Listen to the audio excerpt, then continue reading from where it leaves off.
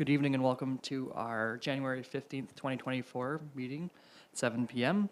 So first thing is called to order, moved by Deputy Mayor Lang, seconded by Councillor Jaworski. Be it resolved that the January 15th, 2024 council meeting of the Township of South Glengarry now be opened at 7:02 p.m. All those in favor?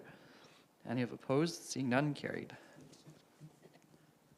Please rise while we sing our national anthem.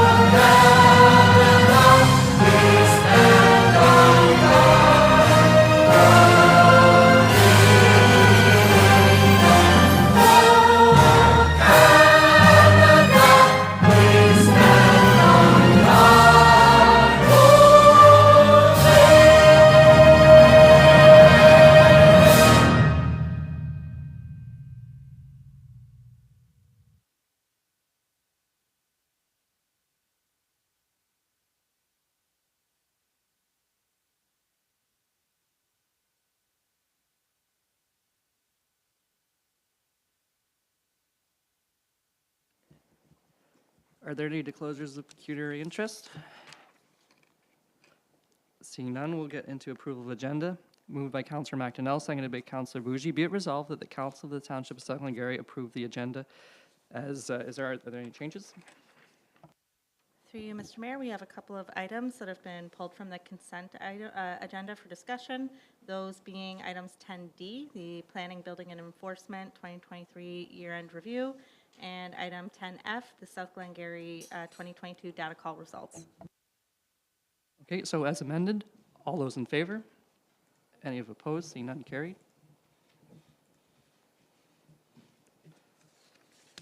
Approval of the minutes. So that would be, I think it's in the resolution, so I'll just read it.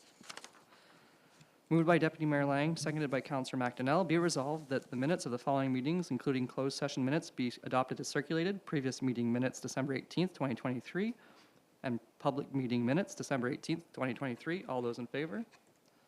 Any of opposed? Carried.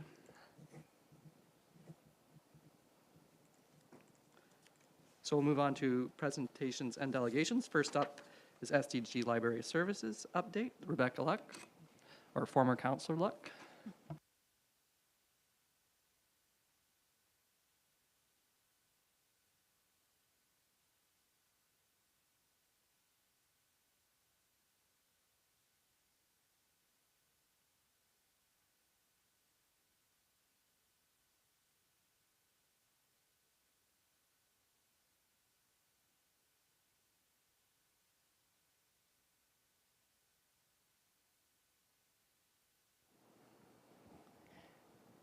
Okay. Good evening, Mr. Mayor, councillors, staff, and any of the public who may be watching. My name is Rebecca Luck. I'm the new Director of Library Services at the SDG Library, and I'm here to talk to you about the highlights from SDG Library over the past 6 months.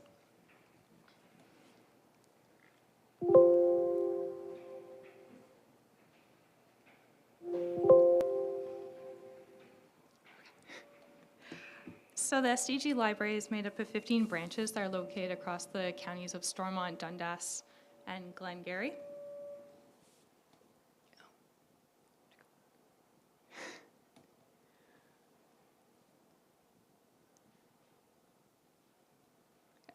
Okay.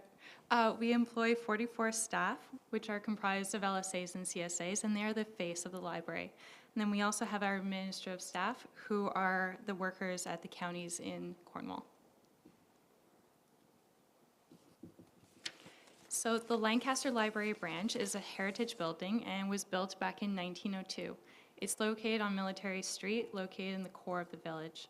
It's what we consider a resource branch, which means that it's open to the public 44 hours per week, 5 days a week. And it's one of 3 designated bilingual branches.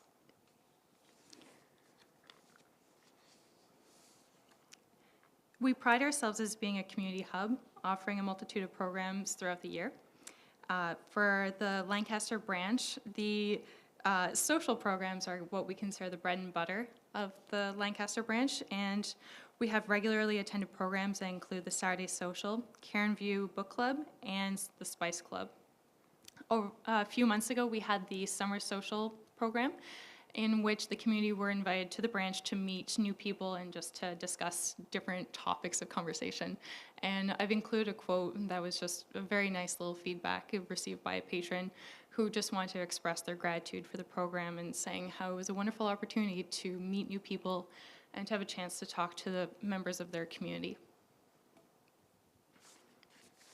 So just a few key statistics back in 2023. For the Lancaster Library branch, we saw 17,358 print material distributed, nearly 1,400 ebooks and e-audiobooks distributed. We had 287 hours of public computer usage, 572 borrowers, 7,466 visitors, and 160 new members. The Williamstown Library branch is located at St. Mary's Parish Center, and it's what we consider a neighborhood branch, which means that it's open to the public 17 hours per week, 4 days a week.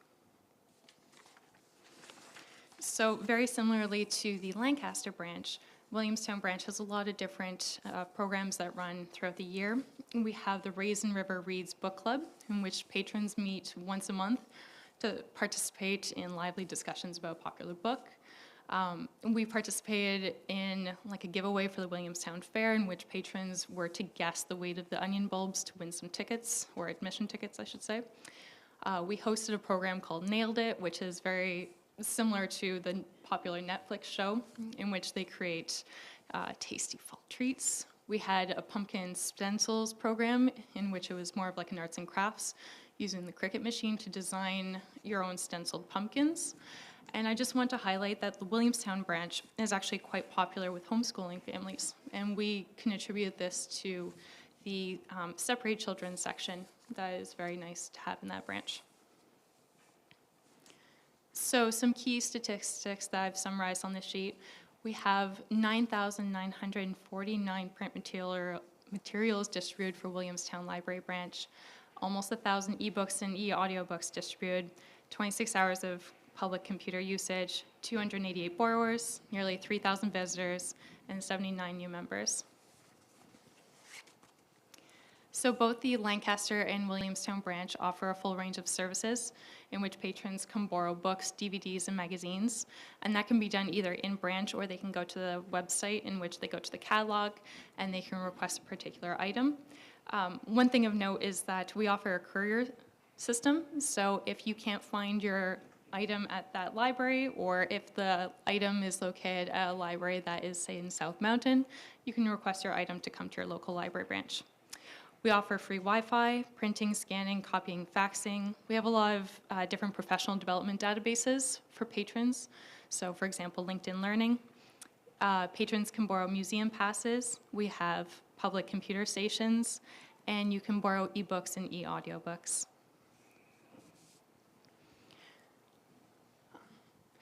The library also hosts system-wide programming. So most recently in the summer, we had the TD Summer Reading Club, which was designed to inspire youth to explore the fun of reading. And the program is delivered by 2 summer students. And every year we apply for grants to subsidize these positions. 2023 marked the first year that we were fully back in person. And this we saw as a direct increase of 20% compared to 2022. With weekly programs reaching over 1,200 participants. Back in the fall of 2023, we had SDG Reads, where the slogan is "One Book, One Community," and it's a program that encourages all residents across SDNG to read the same title and then come together for an evening to discuss the book with the author. So this year we had author Maureen Jennings, who is very popular for her Murdoch Mysteries. It was held at the Avonmore branch. The hall was absolutely packed full. We had over 100 people participating. Our VIP event was over 50% sold out, and just an overwhelming amount of positive feedback from the event.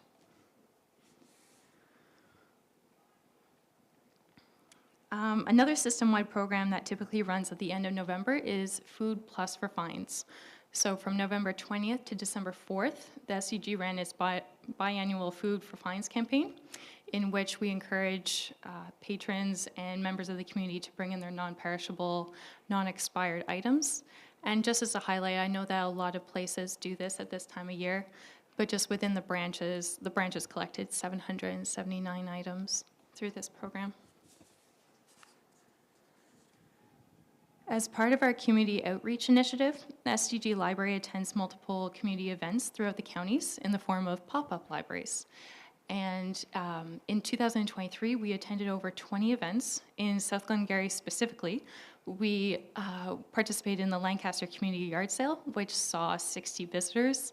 We made $132 in sales and over $70 in donations. We went to the Williamstown Fair for the whole weekend. We saw over 300 people to our booth.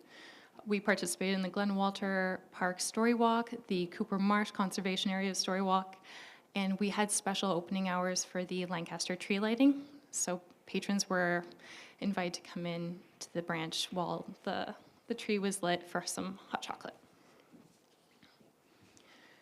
So what's coming up next for South Glengarry? We're going to be continuing our programs. So for Lancaster, we have the Saturday socials that will continue. Homeschool Hotspot, we have Spice Club, Watercolor Paint Night, Create with Cricut, in which patrons can create tote bags, Knitting Bee, and a program for teens to draw and learn that skill. Williamstown will see a new program introduced as the Jigsaw Puzzle Race. We'll be having March break programs, more school visits, more pop-up libraries. We'll be having an SDG Reads in the fall of 2024. And at the end of January, to celebrate Family Literacy Day, we'll have Read for 15 SDG. So I just want to say thank you very much for giving me your time to just talk about the library. If there's any questions, I'd be more than happy to answer them. Thank you very much. Councillor Bougie. Thank you, through you, Mr. Mayor. Thank you for the presentation. Our family definitely uses the library quite often in Lancaster. I have two sons that we were just there on Saturday, and I mean, the staff is so welcoming every time we're there, and it's a nice little children's section, and they participate, my oldest son participated in the TD reading program, and he really enjoyed it. So great work, and I look forward to seeing the new events coming up in the future. One question I do have, though, is the SCNG Library Network part of the Ontario Library Association? Is that? Through you, Mr. Mayor, yes, it is. We are affiliated with OLE. May I just ask that you give a little bit of information about the Maker Lab in Finch, just because that's a resource that is not in our community, but is available to us, and a little bit about what some of the things that you can create there are? Absolutely. The Maker Lab, so it's located in Finch, and it's a very different take on a library system. So many people have like a stigma around the library in which you go and you borrow a book. But what the Maker space is allowing patrons to do is to explore their creativity. So we have a lot of different kits in which patrons can go in and, it's like learning how to code or using little robotics. We have a lot of creativity space where you can use a Cricut. And for those who don't know what the Cricut is, it's a machine that essentially you send it your design and it cuts it out. And it's actually quite popular with a lot of, you can cut it with a lot of different means. You can do the balsam wood, you can do quilting, so you can cut the patterns for the quilt, and then you can have little quilting groups. And then just recently we purchased a new 3D printer and a resin printer. So 3D printers are very popular in the community for printing out different gadgets to really suit the need of a project, but resin printers are fulfilling the need for like tabletop. So like those little miniature so that you have either like Warhammer or board games, that sort of thing. And we just actually purchased a sublimation printer, which you can print your design, and then with a heat press, you then can transfer it to like a mug, or you can transfer it to a tote or the shirt. So anything that is not like a vinyl on the shirt, that's typically your sublimation. So it's a space that allows creativity to really flourish, and we're trying to develop it this year by creating a plan for what we see in the next, 3 to 5 years, and really exploring that. So thank you. Thank you very much. Any further questions? Councillor Jaworski? Thank you, through you, Mayor McDonald. Not a question, just a comment. Thank you so much, Ms. Luck, for coming to visit us. And thanks for all the concise presentation, but that had lots of really important information about how the two branches in our township are used. And I found, I probably have seen this information in the past, but I certainly appreciate the update, and certainly I'm retaining the facts much better this time. So thank you. Thank you, Mrs. Luck. Our next presentation and delegation will be the Karen View Park concept presentation by Think Design.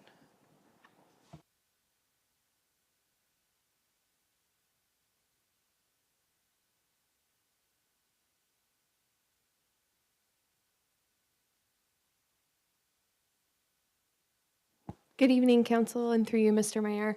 I'll just quickly introduce Mike here from Think Design.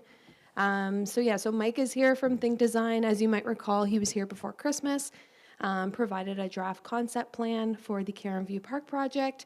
So his team was able to take the comments from council and the community and integrate it into an updated concept plan. So that's what he is here tonight to do. We will be coming back, staff will be coming back at the beginning of February for council to review the final concept plan. So tonight is kind of council's opportunity to provide any final comments on the concept plan and the information given for the Karen View Park project. So I'll hand it over to Mike to provide the presentation, and then council will be able to ask any questions at the end. Thank you.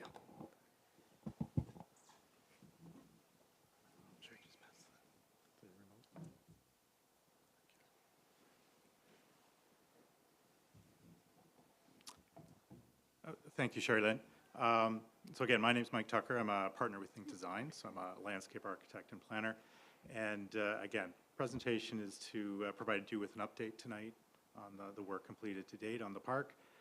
We are presenting a refined park concept. What we presented early December was much more draft.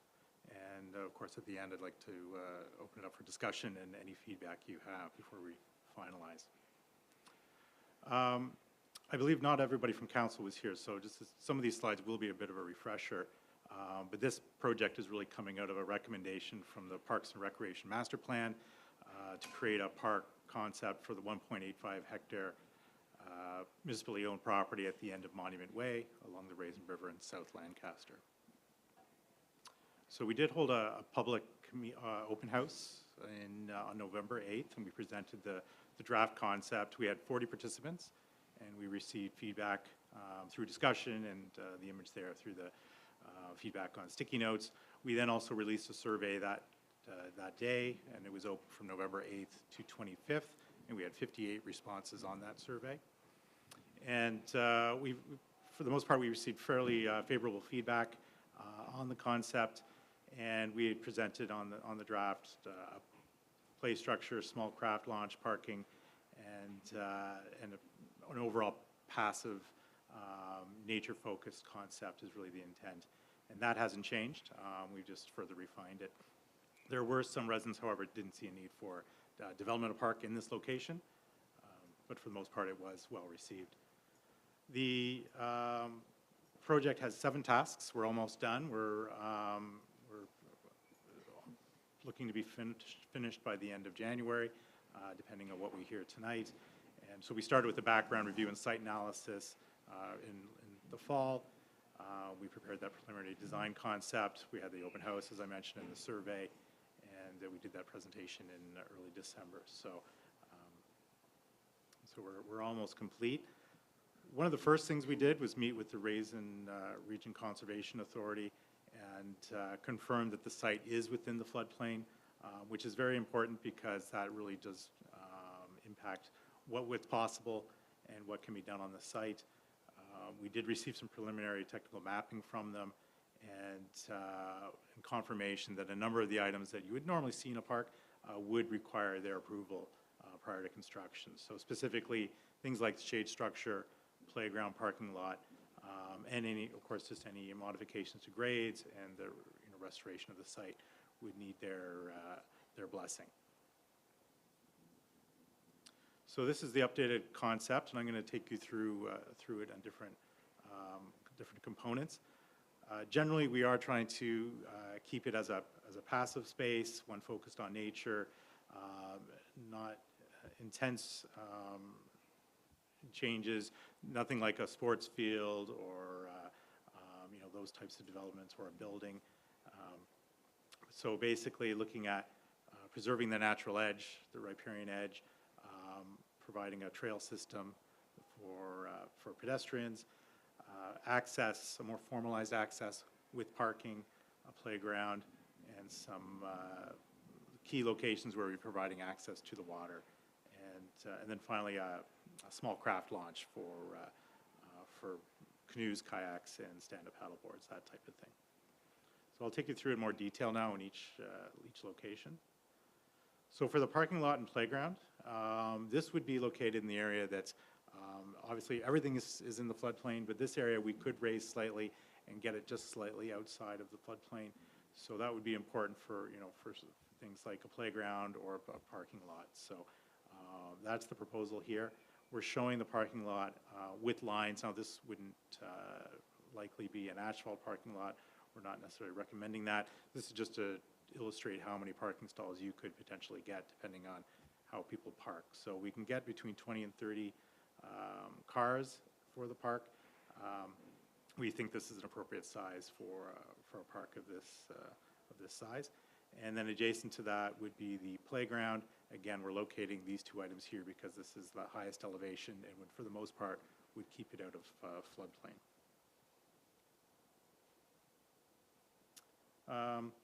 Second area we want to talk about with the shade structure, site furnishings and fishing. So this is along the south edge. So this would be predominantly a picnic area with seating options. We're showing one of the three fishing outcropped areas. And this would be sort of a more, just nothing too constructed or built. We're showing us some sort of armor stone, a beach area, and this would be a place where people could fish or just get views of the water.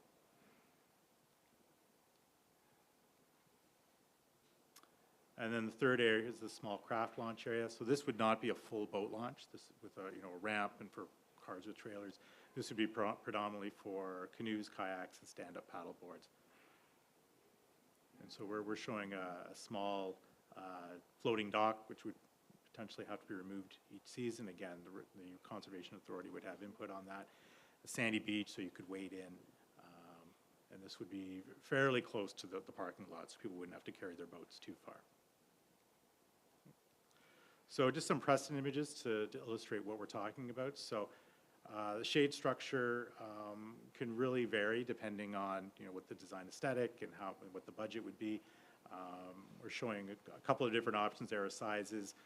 So could be a metal structure with full footings, or in the bottom on the right-hand corner there, that's something a little lighter, less structural requirements, removable shade, fabric cover on top. So that would be quite a bit less in budget. And it could even be wood. We're not illustrating a wood one there, but that's another option as well. You could have a wood structure of varying sizes. In terms of playground, again, it's quite open. We're showing something that's more of a natural play, so something with logs and ropes and that sort of thing. It could be more constructed. It could be more of a traditional playground that you would have in the municipality in terms of slides and swings and that sort of thing.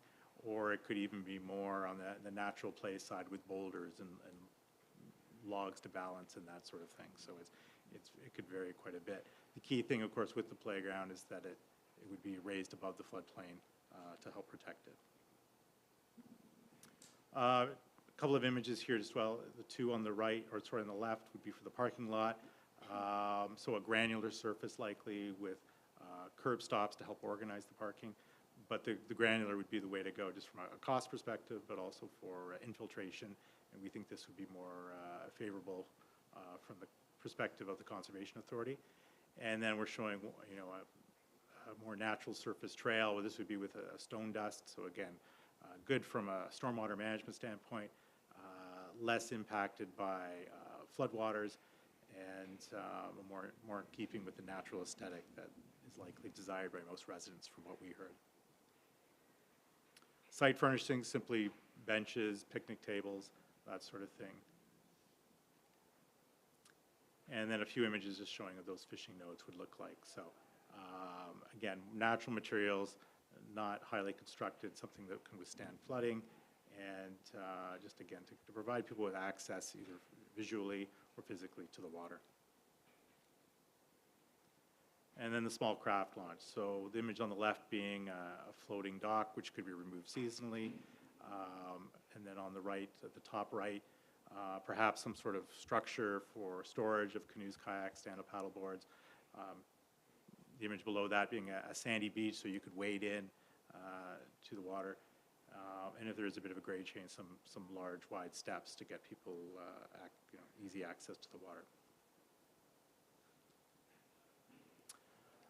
So for costing, we've shown a range, because at this point, there's still lots of decisions to be made. So on this slide, down the left side is where we have the different items, and it's organized by site preparation, infrastructure, park elements, and ecology and vegetation. So all the different items I've talked about are included here in the estimate. And then across the top, we've got unit prices, which can vary. There's a low cost and a high cost, again, depending on how much money you want to spend on different items, and then the total cost being from low to high. So there's a number of ways you could look at this. I mean, when you're designing or building a park, you can spend a little, you can spend a lot. It's kind of, if you could use a car as an example, you can spend a lot in a car, or you can spend very little. Both will work and get you from A to B, but whether you want the park equivalent of a Corolla, or if you want, the Lexus, it really depends on how much council is interested in spending and what the interests are of the community. There's also an opportunity, of course, to pick and choose from each one. Doesn't mean you have to spend at the high end for every element. Some items you might wish to spend a little bit more on based on community input, and other things you're able to spend a little less. And when you are implementing a park, lots of this can be phased. So you could do the base requirements and then phase this over time. So spending a little bit amount every few years to get the final product. So there's options. There's also the opportunity, of course, for funding, donations, that sort of thing. So things like benches, shade structures, even planting can be done either as, well, in the case of planting, you can do that as a community program. There can be tree donations, bench donations, that sort of thing. So we're showing at the low end, we feel that a park, or the park could be constructed at the low end for about $350,000, and at the high end, obviously, sky's the limit, but 1.2 million is probably more than you'd want to spend, but if you're at the high end of every element, that would take you for over $1 million in a park. But again, you could implement that over time.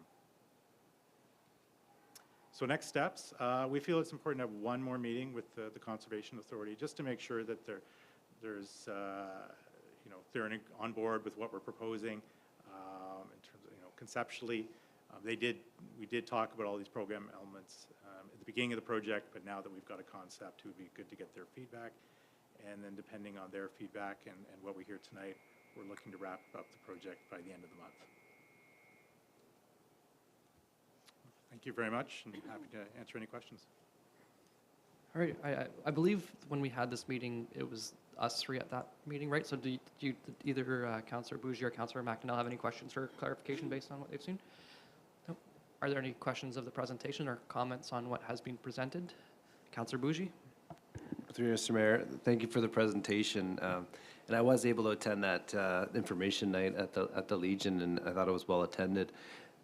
During that meeting, I believe the parking spaces was kind of, I don't know, was brought up. I thought originally it was around 6 parking spots, and this one seems to be quite larger. Can you just talk about that, maybe why the change, or? Sure.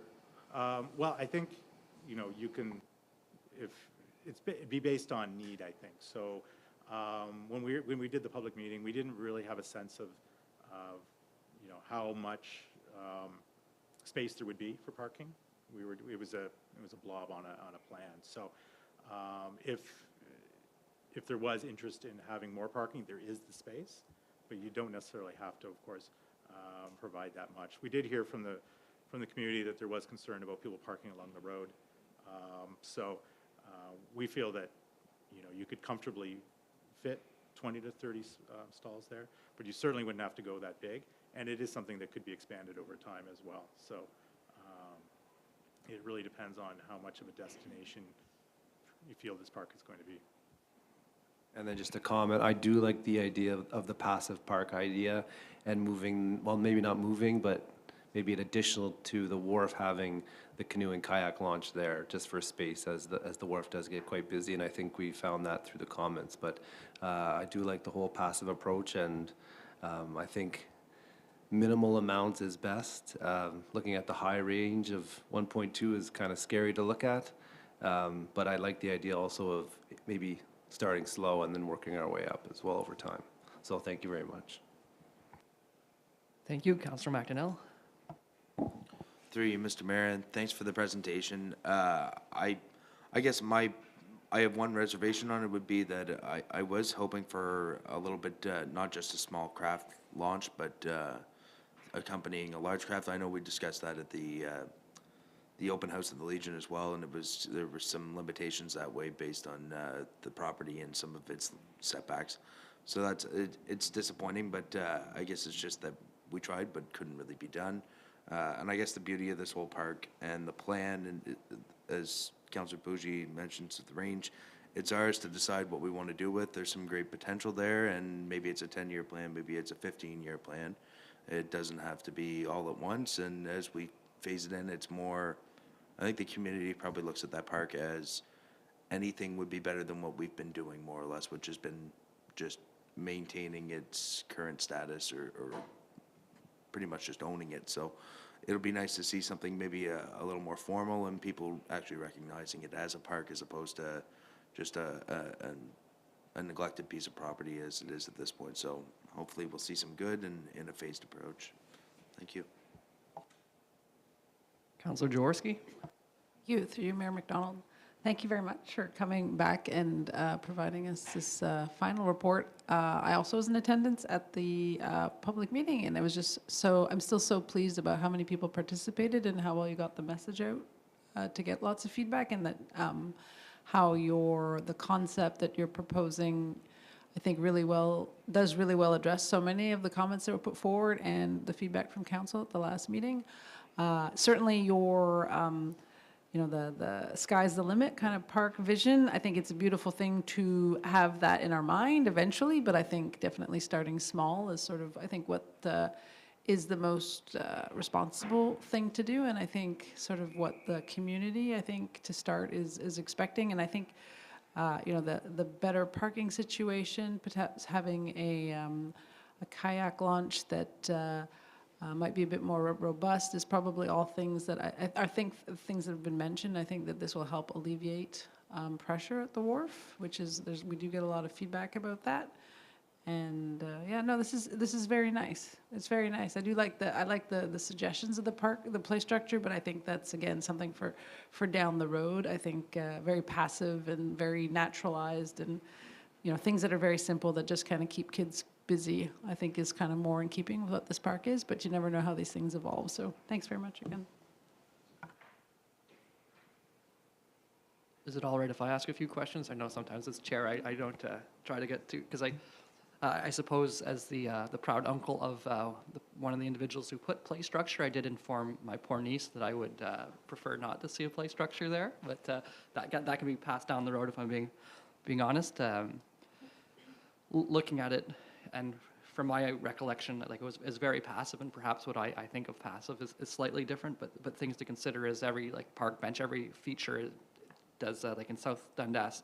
Their lawn mowing goes up every time you add a feature, right? Because now you're getting off a lawnmower and trip and cutting, which isn't heavy, but it's something to think about when doing this. And like I thought shade structure, certainly perhaps down the road, but hopefully we can have a few good trees there that can provide shade. That's the natural thing to me. And then on to Councillor Bougie's comment about parking. I do always, like I try to think like it is a village, it's a passive area with 20 to 30 parking spots. It seems to me that we're encouraging cars rather than people walking to the park, and that might just be my thoughts, but I like the idea of having as little parking as required, because it encourages people, like it, to me, encourages a passive approach of walking there, not driving to walk, but I guess people might use it as a dog park too, so they might drive to come there, so that in fairness, that's not something considered. But I did want to say I really like the small craft launch. I like that natural surface to go in, and I like the idea of perhaps moving that kayak launch, so I wanted to say that, and I did like the idea to have a few tables around for families to have picnics or something, so I didn't want to be all negative. I just think, whenever I think passive, I think rocks and rocks for sitting down and let kids play, and play structure, as you said, perhaps kick that one down to a future council, but thank you very much. I did like the low and high things, and now I'm just repeating things, so just to say thank you. Okay. All right. Thank you very much, Mike, and Ms. Servage. We'll move on to action requests. 7A, reporting requirement under Ontario Reg 28409. Mrs. Goyette. Oh, sorry, read the resolution as she's coming up. Moved by Councillor Jaworski, seconded by Councillor McDonnell. Be it resolved that staff report 2024-01 be received for information purposes, and furthermore, that the Council of the Township of South Glengarry confirms awareness that future post-closure landfill, future employee benefits, and amortization are not included in the 2024 budget. Mrs. Goyette. Good evening. The Municipal Act 2001 OREG 28409 allows municipalities to exclude from their annual budget amortization, post-closure employment liabilities, and solid waste land and post-closure expenses. However, the regulation does require that municipalities must pass a resolution and receive a report disclosing these amounts. That's the purpose of this staff report. Amortization expense, I have a finalized audited one from 2001, estimated at $2.8 million. For landfill post-closure costs are estimated at $2 million, with basically almost $1.5 million accrued as of the end of 2021. These costs will be recovered by future taxation dollars and reserves. Post-employment liabilities, none have been identified on the township's financials at this point in time. So this is basically a formality under the Municipal Act OREG 28409. Thank you very much. Are there any questions of council? Having heard the resolution, all those in favor? Any of opposed? Carried. Thank you. I guess you're up here again for bylaw 8A, 2024 interim taxation bylaw. Just read the resolution. Moved by Councillor Bougie, seconded by Councillor Jaworski. Be it resolved that staff report 2024-02 be received, and that bylaw 2024-01, being a bylaw to provide for an interim tax levy and provide for the payment of interim taxes for the year 2024, be read the first, second, and third time passed, signed, and sealed in open council this 15th day of January 2024. Mrs. Goyette. Pursuant to Section 317 of the Municipal Act 2001, a local municipality, before adopting the estimates for the year, may pass a bylaw levying amounts on assessed property for local municipal tax purposes. This bylaw indicates that the first tax bill can go out prior to the approval of the budget and allows the municipality to collect funds for operations to address its cash needs prior to receiving the final budget and the final tax bylaw. The proposed interim tax due dates are March 28th and May 31st. Usually they're the last day of the month, but the Easter holiday is early this year, and Good Friday and Easter Monday fall at the end of March, so 28th is the Thursday before that long weekend. And then we have May 31st. Final tax rates are proposed for August 30th and October 31st, but that will come back in another bylaw at that time. Approximately 25% of the total taxes are due for each interim billing, and that's about it. This allows for funding for services to continue prior to receiving final tax. All right, thank you. And just based on banking holidays, we might want to look at April's penalty or interest, just to make sure that there's some leeway, because I find when there's a banking holiday, sometimes the banks are late to get us information. We'd hate to put interest on an account that, because of the bank. But thank you for this information. Then the 28th of March, I guess everybody can circle that date as the date to pay their taxes. Any questions or comments around the table? Nope. Seeing none, and having heard the resolution, all those in favor? Any opposed? Seeing none, carried. We'll move now to 2024 temporary boring bylaw. Moved by Deputy Mayor Lang, seconded by Councillor McDonnell. Be it resolved that Staff Report 2024-03 be received and that bylaw 2024-02 being a bylaw to provide for temporary boring to meet the current expenditures until taxes are collected to an upset limit of $9,310,350 in 2024 be read a first, second, third time, passed and sealed in open council this 15th day of January. Mrs. Goyette? I'm sure you really appreciate that rounded number of 9,310,000 and 350, but it is based on an amount.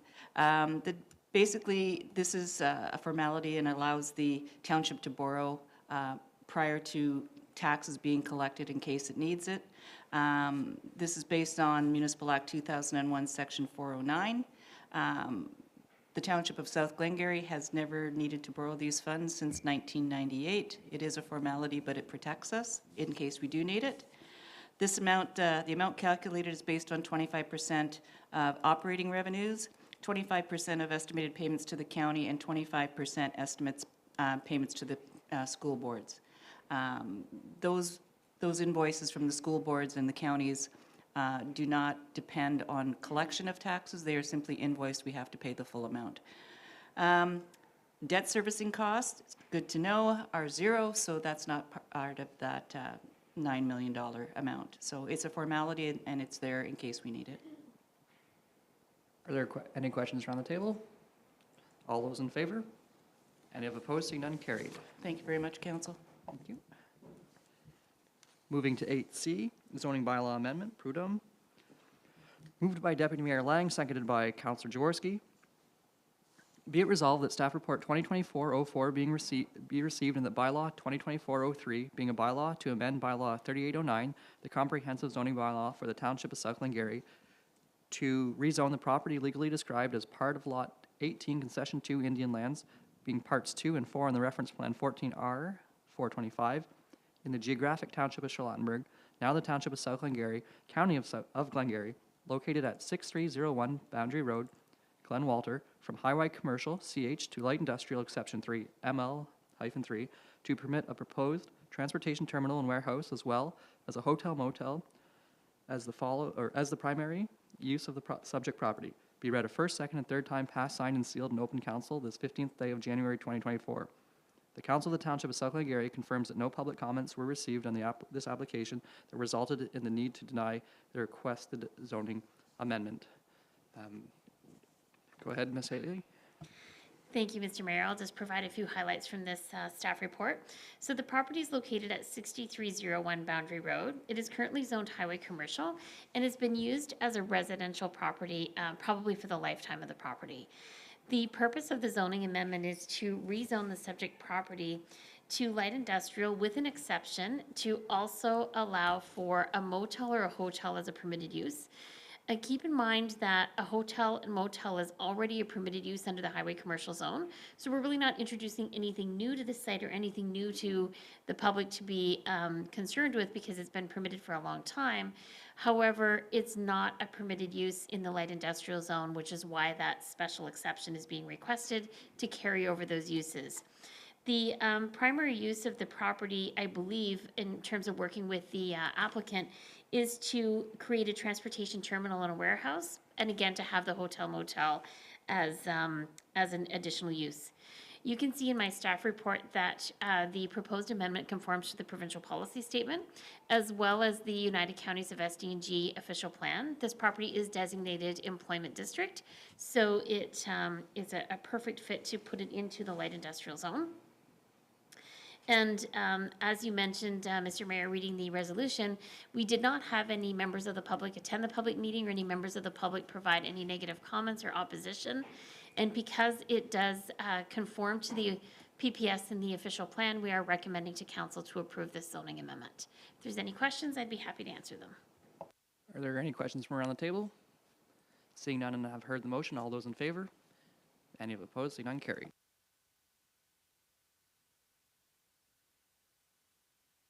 We'll move to bylaw 8D, Vieux and Lajoie, EVB Engineering Bylaw Amendment. Moved by Councillor McDonnell, seconded by Councillor Bougie. Be it resolved that staff report 2024-05 be received and that bylaw 2024-04 being a bylaw to amend bylaw 3809, the comprehensive zoning bylaw for the Township of South Glengarry, to rezone the property legally described as Lot 10 and Part Lot 11, Plan 26 in the geographic village of Lancaster, now the Township of South Glengarry, County of Glengarry, located at 2 Elm Street, Lancaster, from Residential 3 R3 to Residential 3 Exception 6, R3 6, Residential 3 Exception 7, R3 7, and Residential 3 Exception 8, R3 8, to permit a triplex structure to be located on each recently approved severed lot and to provide exceptions to certain standards outlined in zoning bylaw 3809. Be read a first, second, third time, passed, signed, and sealed in open council the 15th day of January 2024.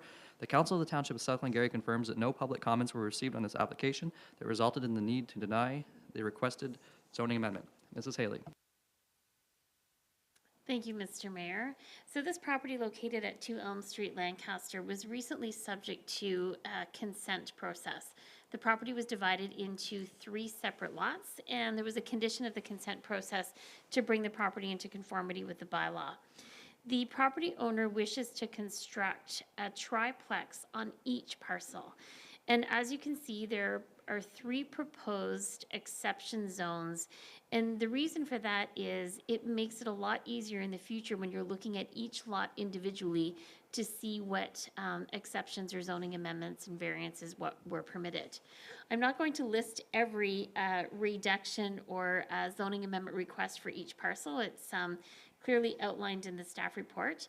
But I would like to mention that the proposed use is in conformity to the provincial policy statement. I think we all realize that we need additional housing in our community, not only in our community province-wide, but we also recognize that we need different styles of housing. We are primarily a single detached dwelling community, so it's nice to see new uses being proposed. Also, you may have noticed that we're doing quite a few reductions in terms of setbacks to the yards. And when you have a use like triplexes, people who live in triplexes tend not to need a lot of outdoor living space. So I don't think that the reductions in the setbacks are bad planning by any means. I think it just accommodates a different style of living. So we did not receive any comments from the public, positive or negative, and we didn't have anyone attend the public meeting. And it was quite easy in the review to make a recommendation to council to approve the amendments, and hopefully they will move forward with construction in the near future so we can add some additional dwelling units in the village. Thank you. Thank you very much. Any questions or comments from council? I guess the smaller yards, I would encourage them to go south or north on the highway. There will be 2 parks at their leisure to go to, with all that time they'll save from not having to cut grass. All those in favor of the motion is read. Carried. And thank you. So as we go into the consent agenda, there were several items. I didn't list them, sorry. 10D, planning, building enforcement. 2023 year end, I believe that was Councillor Jaworski. Please go ahead.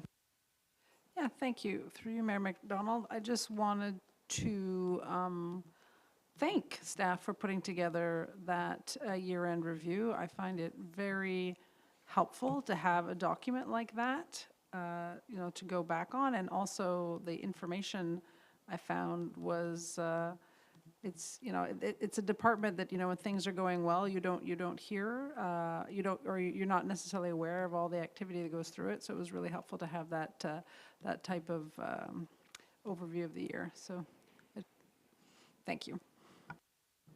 And then we'll go to 10F, South Glengarry 2022 data call results. Councillor Jaworski. Thank you. Through you, Mayor McDonald.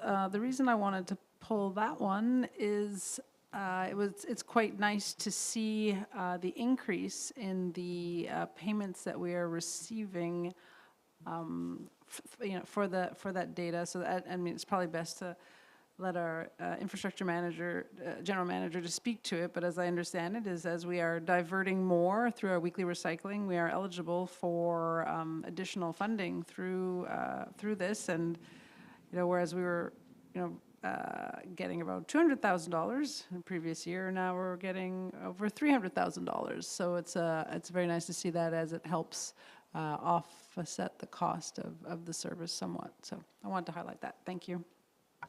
And did you want to comment from Ms. McDonald, or just, do you wish to say anything to it? Okay, great, thank you very much. And I also was going to pull this one, same comment though, so no need to redo that. Consent agenda, moved by Councillor Bougee, seconded by Councillor Jaworski. Be it resolved that council accept the items listed on the consent agenda. All those in favor? Any of opposed? Seeing none, carried.